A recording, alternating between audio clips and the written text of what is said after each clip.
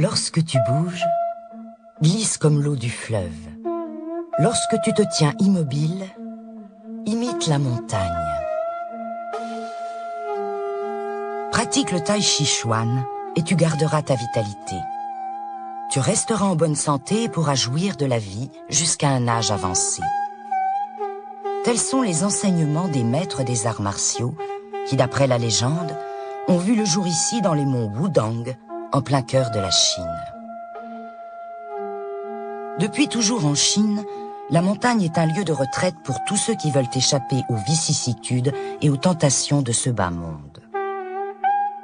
Grâce à des exercices de méditation pratiqués en pleine nature, ils entretiennent et renforcent leur énergie vitale, qu'ils appellent le Qi, le souffle originel.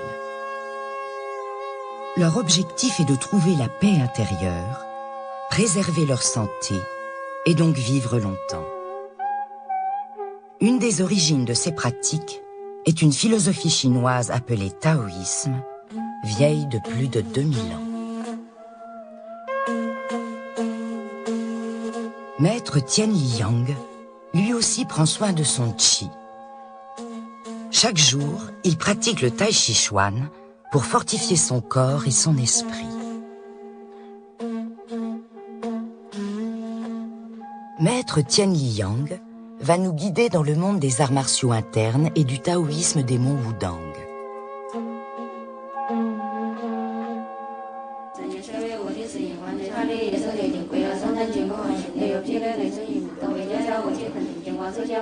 Le taoïsme s'est aussi développé sous la forme d'une religion, à nouveau tolérée en Chine depuis une vingtaine d'années.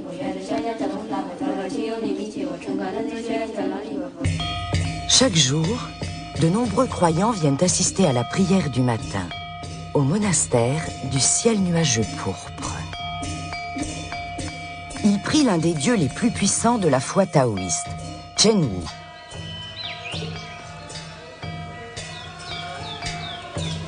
C'est dans la vallée, à quelques 25 km du monastère du ciel nuageux pourpre, que se trouve la petite ville de Wudangshan. Elle est située dans le nord de la province du Hubei.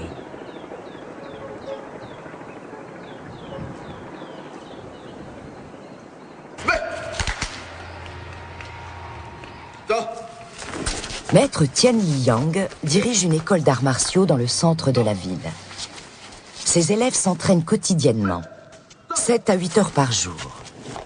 Endurance et maîtrise corporelle sont les bases de leur formation.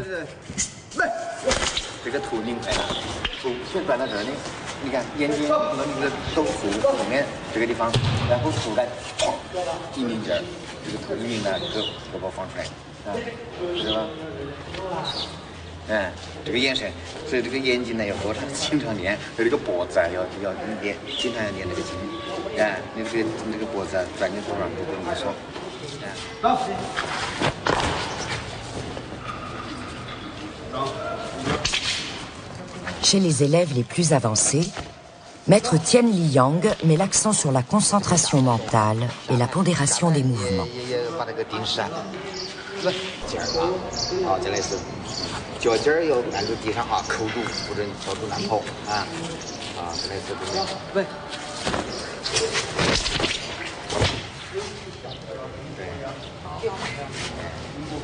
Maître Tien Liyang est le grand modèle de tous ces jeunes.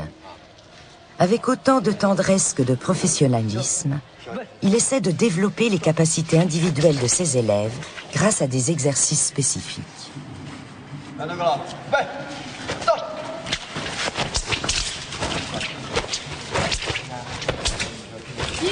Au terme de leur apprentissage qui dure entre 4 et 5 ans, ses élèves maîtrisent les bases des 3 grands arts martiaux, le Tsing-Yi, le Bagua et le Tai Chi Chuan. Ces arts martiaux sont dits internes, car leur pratique repose sur la circulation de l'énergie Qi dans le corps. Il y a un ancien dicton qui dit « Comme le chant ne quitte pas la bouche, la boxe ne quitte pas la main ». Tel un chanteur qui travaille sans cesse sa voix, celui qui pratique un art martial doit travailler sans cesse son geste. Moi, j'essaye d'affiner ma pratique martiale dans toutes les tâches à accomplir, et quels que soient les actes de la vie, comme manger ou dormir. Il y a quelque temps, je suis rentré dans mon village et mes anciens voisins m'ont dit « Dans tes moindres gestes, on dirait que tu pratiques ton art ». Je dis qu'à chaque seconde et où que ce soit, il nous faut poursuivre l'exercice.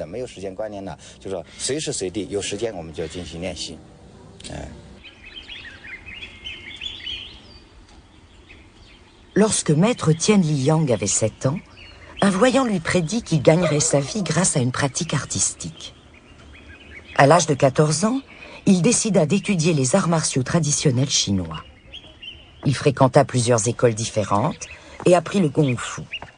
Mais c'est dans les monts Wudang qu'il trouva son modèle, un maître d'arts martiaux interne qui forgea son caractère et ses aptitudes au combat selon la tradition taoïste.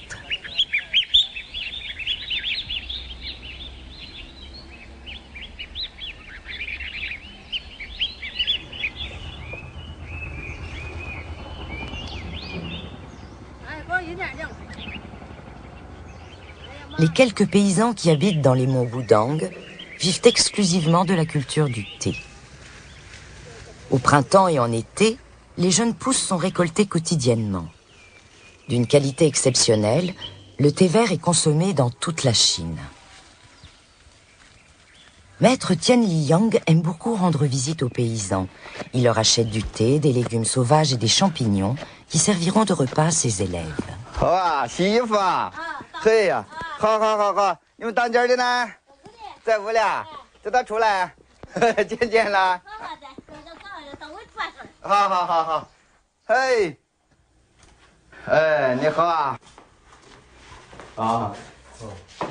Le dieu Chen Wu, le guerrier parfait, trône au-dessus de l'autel de la maison, entre Mao Tse-tung et les dieux taoïstes de la richesse. Envoie alors 500 soldats aux trousses du fugitif qu'ils finissent par rattraper. Poussé dans ses derniers retranchements, Chen Wu dégaine son sabre, frappe et coupe la montagne en deux. Le ciel s'effondre et la terre s'ouvre devant lui. Une profonde vallée sépare le prince des gardes impériaux. Chen Wu peut alors retourner mener la vie modeste qu'il a choisie. Il méditera 42 ans dans les monts Wudang. 5 siècles avant Jésus-Christ, le philosophe Lao Tse écrit ces lignes. « Retourne à la source et trouve la sérénité. C'est la voie de la nature. »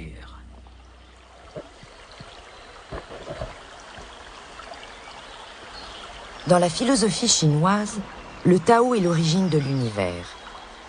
Le Tao génère le yin et le yang, qui peuvent signifier la terre et le ciel, l'immobilité et le mouvement, ou encore le doux et le dur. L'équilibre relatif de ces deux forces contraires et complémentaires régit l'immensité de l'univers, agit sur tous les plans de l'existence et règle tout entière la vie de l'homme.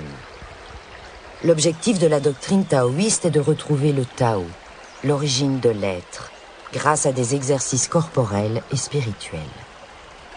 Ainsi, dit-on, l'homme peut même accéder à l'immortalité.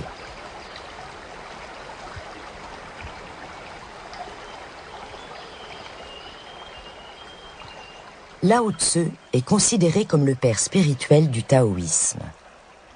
Las du désordre et de la corruption de l'Empire, il décida un jour de partir s'isoler dans les montagnes. C'est déjà vieux et affaibli qu'il quitta la cour impériale, monté sur un bœuf. À la frontière du pays, un officier lui aurait demandé de lui faire part de son expérience de la vie. Le lendemain matin, Lao Tse lui aurait remis un livre de 80...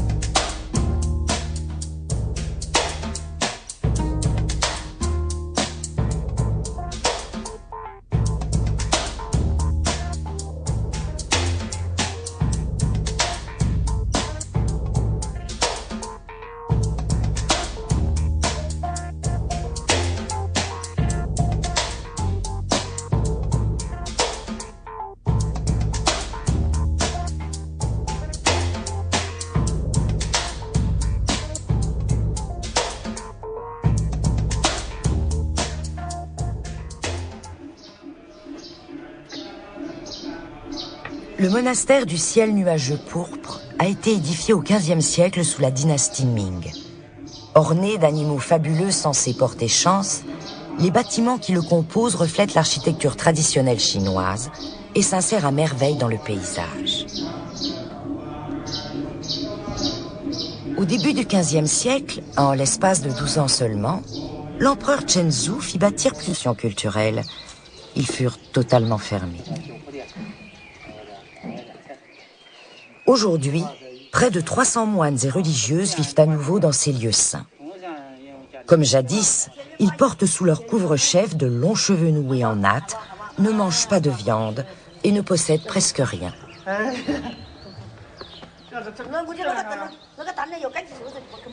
Moniales et moines se consacrent entièrement à des pratiques religieuses et méditatives. En Chine, on observe un très net retour à la religion. Aujourd'hui, Wudangshan est un lieu de pèlerinage qui accueille les taoïstes du monde entier.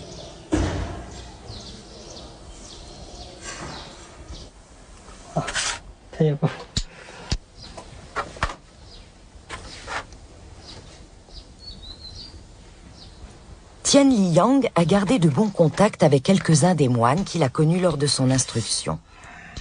À l'époque, il vivait avec ses frères taoïstes dans l'un des monastères où on leur a enseigné les arts martiaux. Pour Tian Liyang, comme pour les moines, ce jeu d'échecs chinois représente bien plus qu'un simple passe-temps. Il leur permet d'exercer leur esprit au calme et à la sérénité.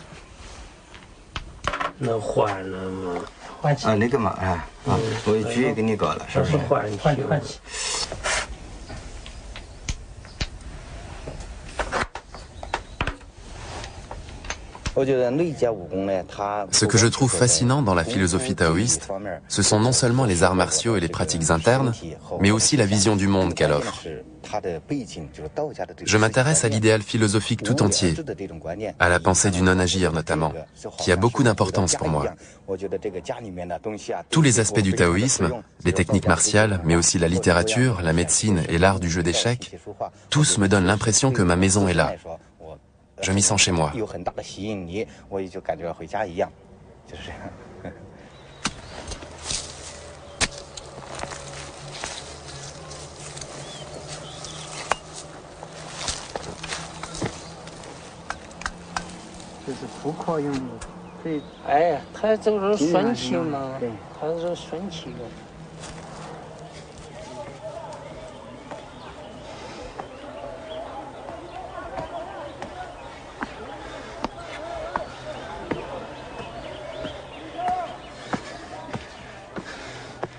Au-dessus du monastère du ciel nuageux pourpre, un sanctuaire baptisé la Grotte du Prince se blottit dans l'abrupte paroi rocheuse.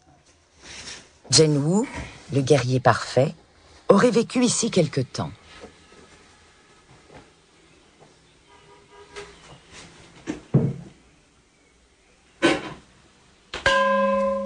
Aujourd'hui, c'est un moine qui vit dans ce sanctuaire.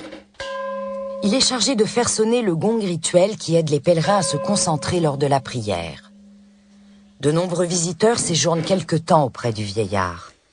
Ils croient pouvoir absorber ainsi une petite partie de l'énergie et de la force qui se dégagent de ce lieu.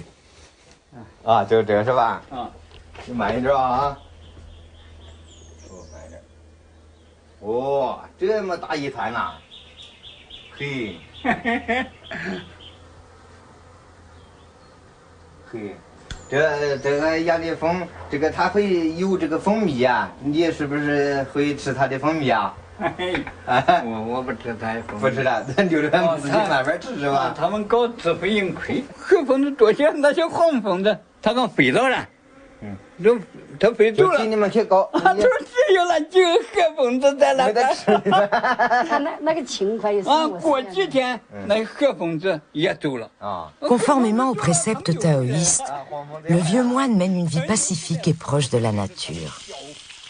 Un jeune homme lui prépare ses repas et l'aide à cultiver son jardin. Il a trouvé refuge auprès du vieillard après un accident.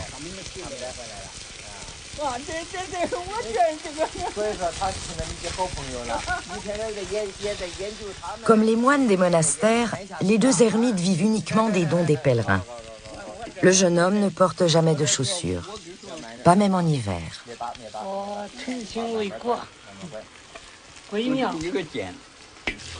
Le principe fondamental du taoïsme est Wu Wei, le non-agir. Il implique de ne rien opposer au processus naturel des choses, de se libérer du joug de l'ego. Cela permettrait de préserver son intégrité et de renforcer le qi, l'énergie vitale.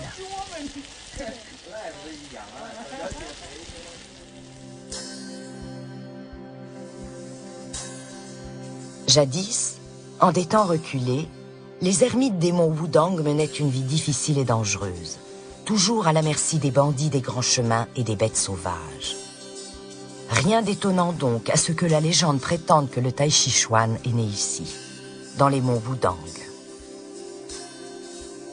Toujours d'après la légende, il aurait été fondé par Chang Sanfeng, un ermite désireux d'intégrer les principes taoïstes du yin et du yang à son art martial.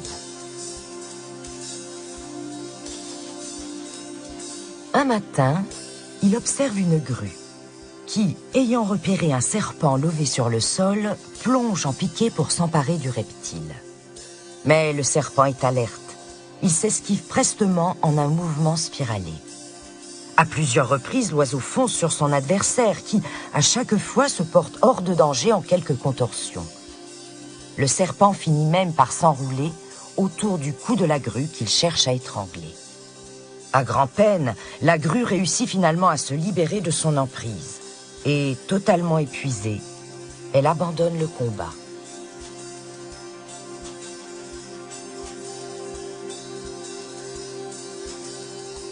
Chang Sanfeng comprend alors que la souplesse et l'attention l'emportent sur la raideur et la dispersion, jetant ainsi les bases de l'art martial interne du Tai Chi Chuan. De ce jour, il parvient à repousser les attaques les plus violentes par sa mobilité, à terrasser bêtes sauvages et pillards sans grand effort. C'est ainsi que la paix revint dans les monts Wudang et que Chang Sanfeng devint immortel.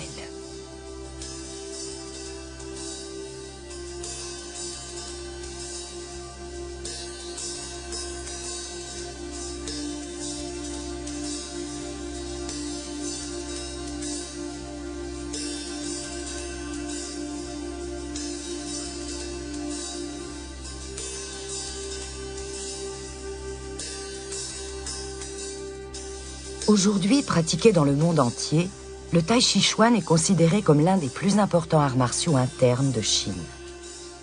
Il repose sur les principes taoïstes du yin et du yang, la sérénité de l'esprit, et du Wu Wei, le non-agir, l'action dans l'inaction. Comme des milliers d'autres adeptes, Lune Brillante, l'un des élèves de maître Tien Li Yang, répète tous les matins ses mouvements souples et fluides qui revitalisent et assouplissent le corps, aident à se concentrer et à se détendre.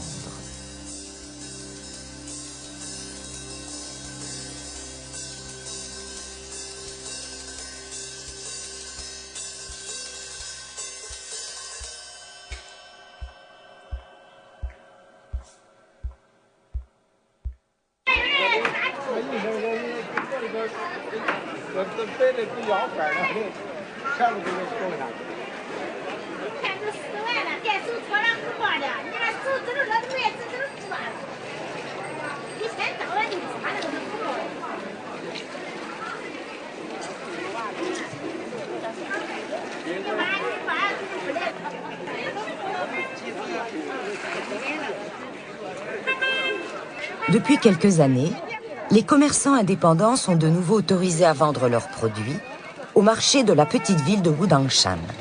La plupart d'entre eux sont des paysans des environs.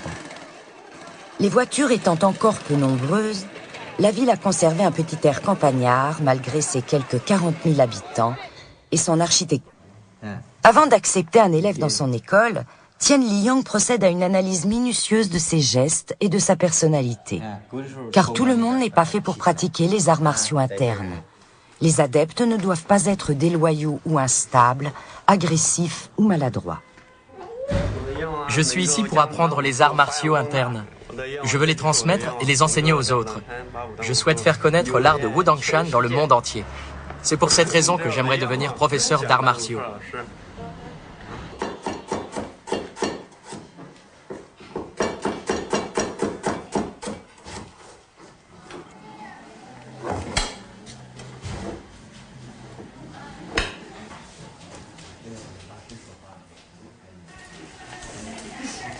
Trois fois par jour, une voisine vient préparer les repas des élèves. Les jeunes gens l'aident en cuisine, rangent le réfectoire et lavent leurs vêtements eux-mêmes. Ils apprennent ainsi à organiser leur quotidien et à vivre en communauté.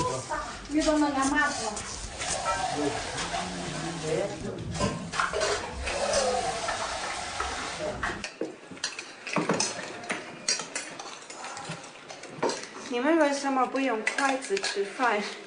平常中国人都会用筷子。 Au lieu de manger avec des baguettes comme le veut la tradition chinoise, les jeunes utilisent des cuillères. Parce que, comme le dit l'un d'entre eux, c'est beaucoup plus facile. 对，走慢一点，推手嘛，是吧？这个画劲儿是吧？把它走活，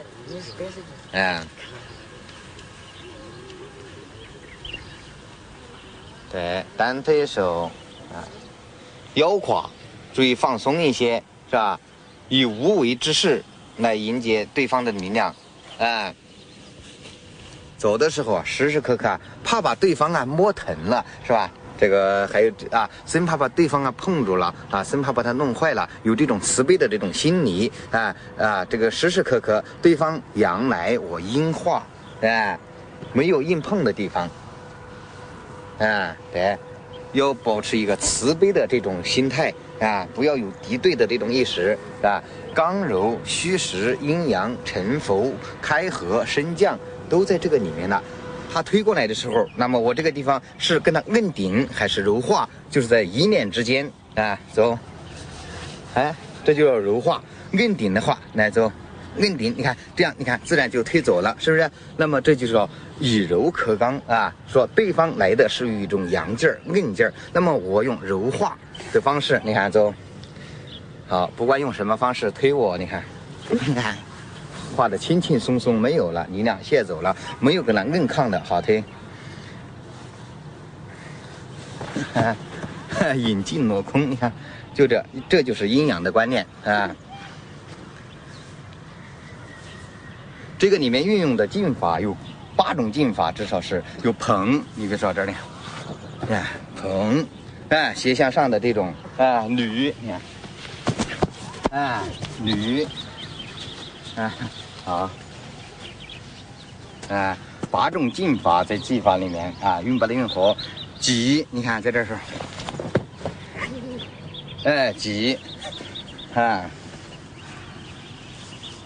好，这有一个按，但是呢也可以重乳贴，那么站在这里就像一棵树一样，你与天地之间就像一个古建筑一样岿然不动。那么怎么去体现呢？就是装法，比如说现在手赶紧吧，这个你在前面推我然后心里你们再上2个在后面看看我这个重如铁稳重如山这种感觉，好，同时使劲来10、1、3、10、1、4、10、La pensée taoïste circule au cœur de notre technique martiale. Elle en est comme la moelle. Les mouvements sont la surface, et la véritable énergie est à l'intérieur. Les arts martiaux internes se travaillent avec un certain nombre de mouvements visibles de l'extérieur, mais l'énergie circule à l'intérieur. Celui qui pratique doit d'abord apprendre la forme externe des mouvements. Mais lorsqu'il a atteint un niveau relativement élevé, il doit savoir passer de l'externe à l'interne. Un maître de l'école de Wudang n'extériorise jamais rien. Les gens s'imaginent que le praticien d'art martial doit avoir une allure terrible et imposante. Mais grâce à leur entraînement, les grands maîtres d'arts martiaux internes ne laissent paraître aucune intention de confrontation. Face à une attaque, ils répliquent en transformant l'énergie. Ils attendent que l'adversaire prenne l'initiative pour mieux le maîtriser ensuite.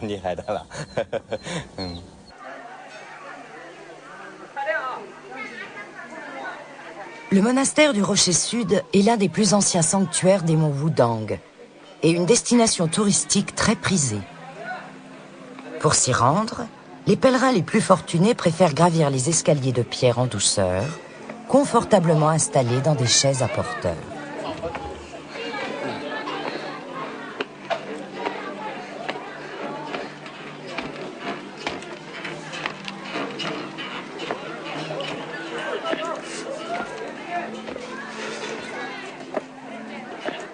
Aujourd'hui géré par le ministère de la Culture, cet édifice n'accueille plus aucun religieux et on n'y célèbre plus de cérémonies en l'honneur de Chen Wu, le guerrier parfait.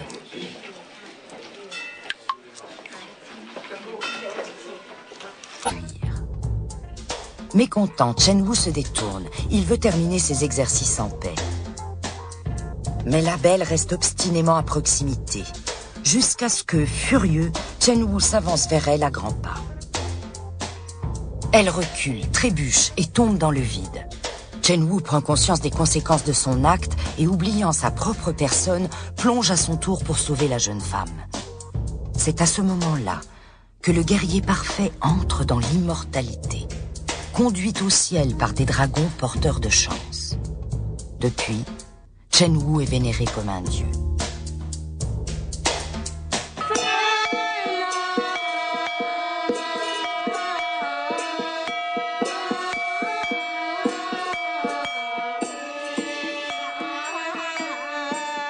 Deux fois, les religieuses et les moines taoïstes implorent la bénédiction de leur protecteur.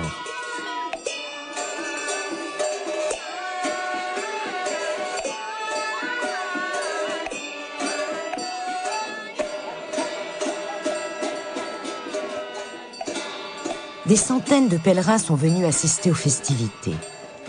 Pendant le premier chant, ils préparent les offrandes destinées à Chen Wu. Des lingots d'or en carton, des prières inscrites sur des morceaux de papier jaune et des bâtonnets d'encens.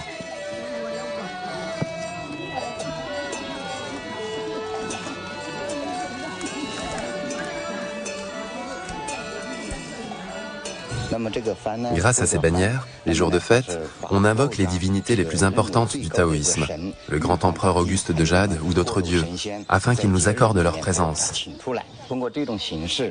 Aujourd'hui, on célèbre l'anniversaire du guerrier parfait. Ces bannières, ces rites et ces prières ont pour fonction d'établir un pont entre les divinités et les humains. Les fidèles viennent au temple pour se joindre aux cérémonies, dans l'espoir d'obtenir la bienveillance divine qui les aidera dans leur existence. Ce sont les pratiques de compassion que l'on utilise dans le taoïsme.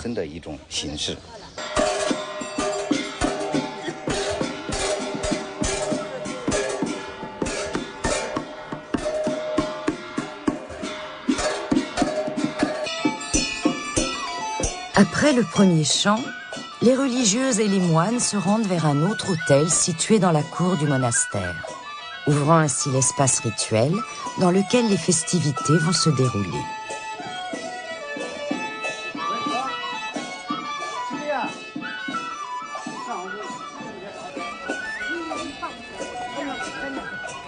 Les pèlerins brûlent leurs offrandes. Ces dons et le parfum des bâtonnets d'encens sont censés réjouir les dieux. Les croyants espèrent qu'ainsi, ils exauceront leurs prières. Ces échanges de bienfaits entre les hommes et les dieux augmentent l'aura, la force d'action d'un lieu. Celle des temples et des monastères des monts Wudang étant considérée comme très efficace, de nombreux pèlerins viennent prier ici.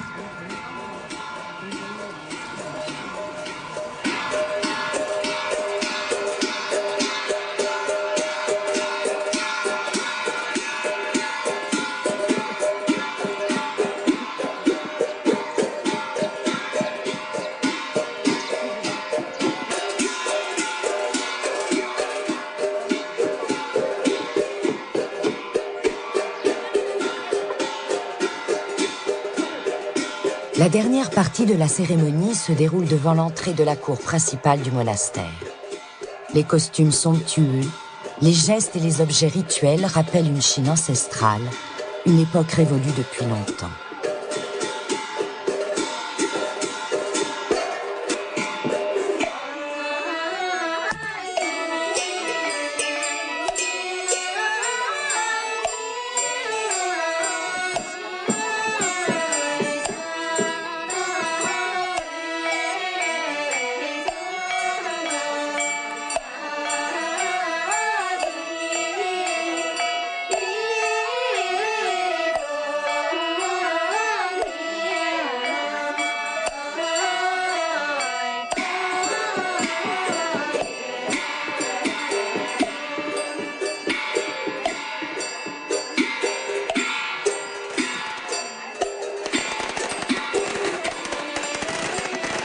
Pétards et feux d'artifice sont censés éloigner mauvais esprits, énergie négative et démons.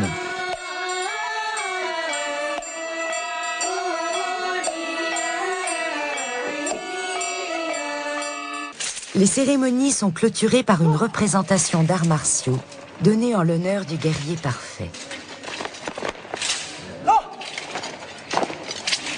Ces jeunes sont des adeptes du kung-fu, un art martial dit externe et dur, dont le style se différencie très nettement de l'art martial interne, souple et doux, pratiqué par le maître Tien Li-yang et ses élèves. De ces deux arts martiaux, les Chinois disent qu'ils sont comme deux étoiles dans le même ciel, comme le yin et le yang.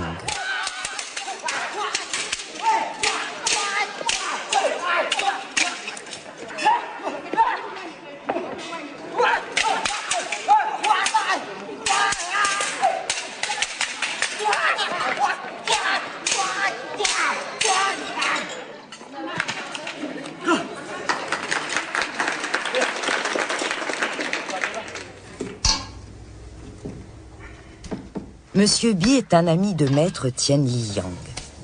Arrivé à l'âge de la retraite, il s'est installé dans l'un des temples abandonnés des monts Wudang. Autrefois fonctionnaire, professeur au collège de Wudangshan, Monsieur Bi se consacre aujourd'hui entièrement à la peinture. Pour équilibrer le yin et le yang, cet homme de 78 ans calligraphie des deux mains en même temps.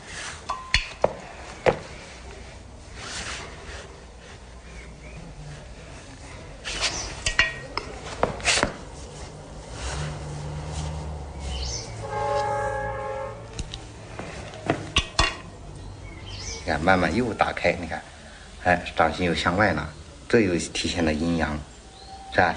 它的运转呢，总是这个上下左右，既对立又统一的，这就是体现了道家的思想。而更关键的就是说，我们 Maître Tien Li-yang vient souvent rendre visite à Monsieur Bi pour discuter avec lui ou lui montrer des exercices lui permettant d'entretenir sa santé. 这个要沉肩坠肘，这个肘啊，不能这样去把它打开了啊！你看，松肩坠肘啊，怎么去调整呢？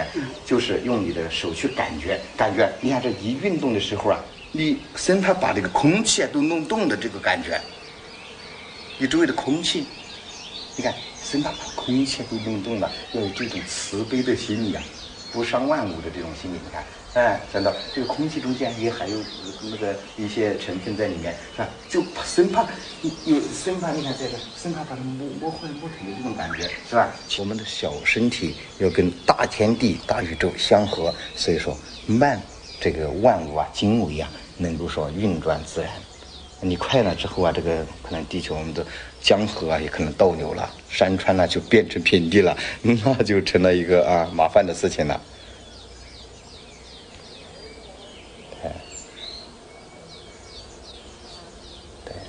圆满。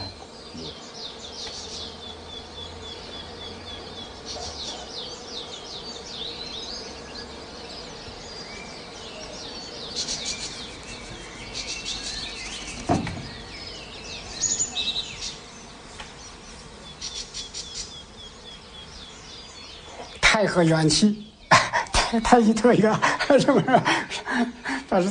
L'artisan Chouet tournait des objets aussi parfaits que s'ils eussent été faits au compas et à l'équerre. Son doigt suivait la forme des choses sans que sa conscience intervînt. Il atteignait à une telle habileté parce que son esprit, étant concentré, était libre d'entrave. Faire oublier l'existence des pieds, c'est l'adaptation parfaite des souliers. Faire oublier l'existence des reins, c'est l'adaptation parfaite de la ceinture.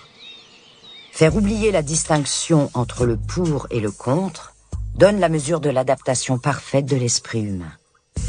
Ne subir aucun changement intérieur et ne pas se laisser diriger par le monde extérieur, c'est s'adapter toujours et dans tous les cas. C'est posséder une faculté d'adaptation qui s'oublie elle-même.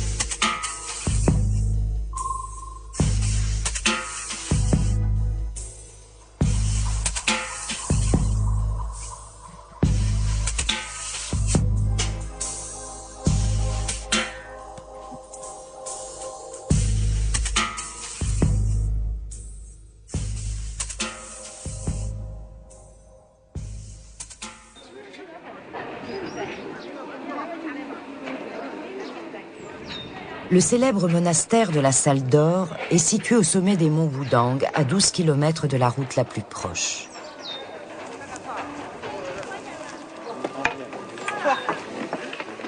Toutes les marchandises nécessaires au fonctionnement du monastère doivent être transportées à dos d'homme, tout en haut des escaliers de pierre qui mènent au sommet de la montagne.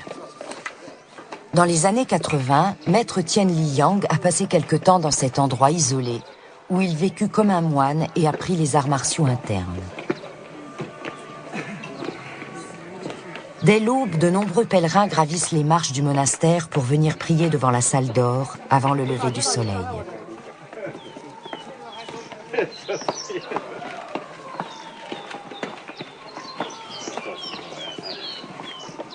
Ce temple a lui aussi été édifié au début du XVe siècle, en l'honneur du guerrier parfait devenu immortel.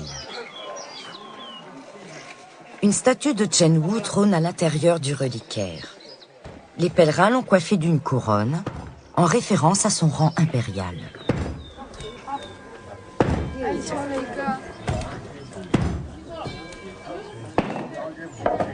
Chaque matin, un moine appose le sceau impérial sur de petits morceaux de tissu que les fidèles peuvent se procurer moyennant quelques pièces. Portés à même le corps, ils font office d'amulettes.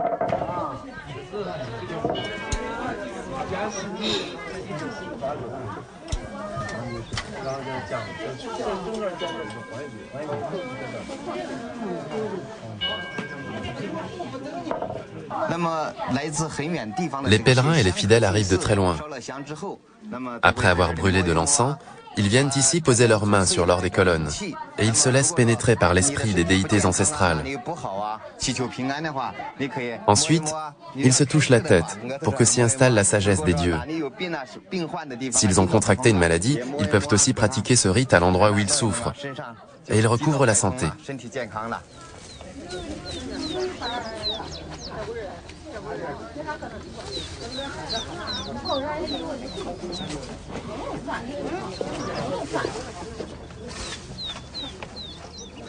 À propos des immortels, le philosophe taoïste Chuang Tzu écrivit un jour: sur le lointain mont Cao-Che habitent des génies. Leur peau est pareille à la neige brillante. Ils sont délicats comme des vierges. Ils ne mangent aucune des 5 céréales, mais ils hument le vent et boivent la rosée. Ils montent sur les nuées et chevauchent les dragons volants pour aller au-delà des 4 mers. La simple concentration de leur esprit guérit les maladies des êtres et procure la maturité aux récoltes. Nous, les taoïstes, nous ne pensons ni à la vie ni à la mort.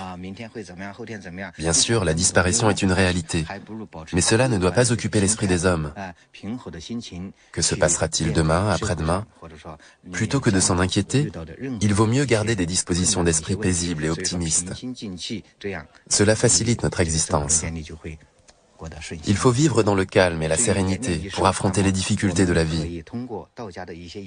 Les exercices d'entretien du corps de la tradition taoïste nous aident à préserver en nous le souffle originel.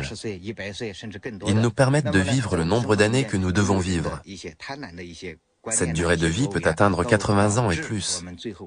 Mais souvent, les gens ont des pensées avides et cupides, ce qui réduit leur existence. Les principes taoïstes peuvent permettre de rétablir les souffles authentiques du corps. On dit souvent qu'une pratique telle que celle-ci, chasser les pensées, diminuer les désirs, peut contribuer à augmenter la longévité.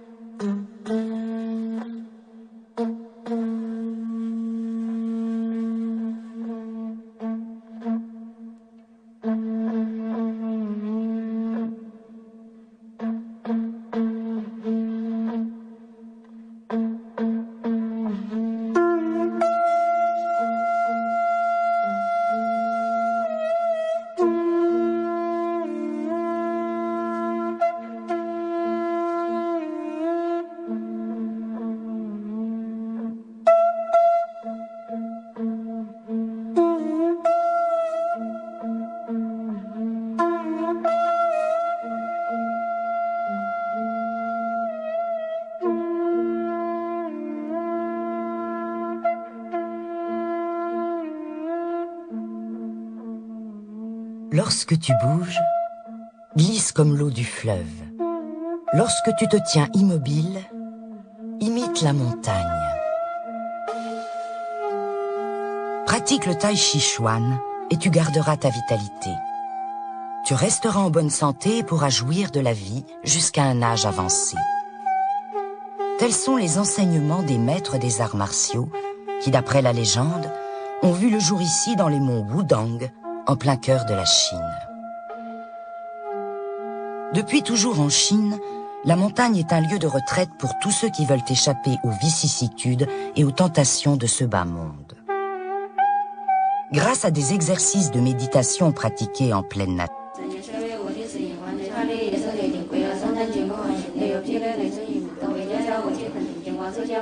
le taoïsme s'est aussi développé sous la forme d'une religion, à nouveau tolérée en Chine depuis une vingtaine d'années.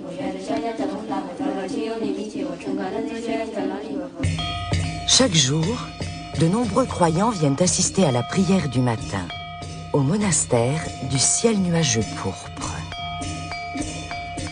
Ils prient l'un des dieux les plus puissants de la foi taoïste, Chen Wu.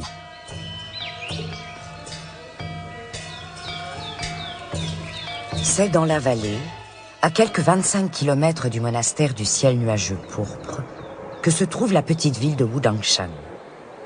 Elle est située dans le nord de la province du Hubei.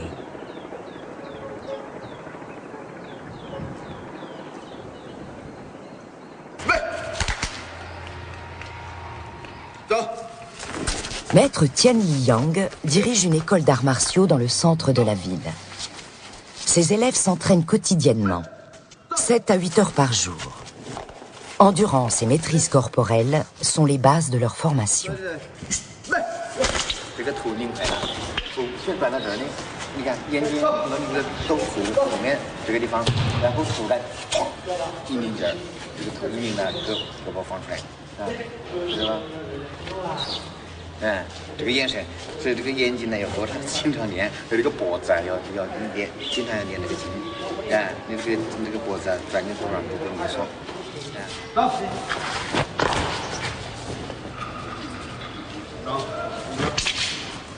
Chez les élèves les plus avancés, Maître Tian Liyang met l'acture. Ils entretiennent et renforcent leur énergie vitale, qu'ils appellent le Qi, le souffle originel. Leur objectif est de trouver la paix intérieure, préserver leur santé et donc vivre longtemps. Une des origines de ces pratiques est une philosophie chinoise appelée taoïsme, vieille de plus de 2000 ans. Maître Tian Liyang, lui aussi prend soin de son Qi. Chaque jour, il pratique le tai chi chuan pour fortifier son corps et son esprit. Maître Tian Liyang va nous guider dans le monde des arts martiaux internes et du taoïsme des monts Wudang.